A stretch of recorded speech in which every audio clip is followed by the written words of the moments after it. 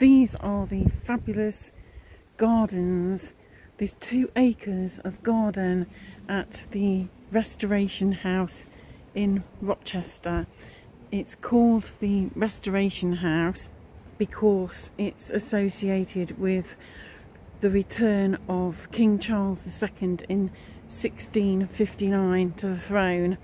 Although he only stayed in the house for 1 night, I wasn't allowed to film in the house or take any photographs because it's lived in by the owners. But isn't it stunning?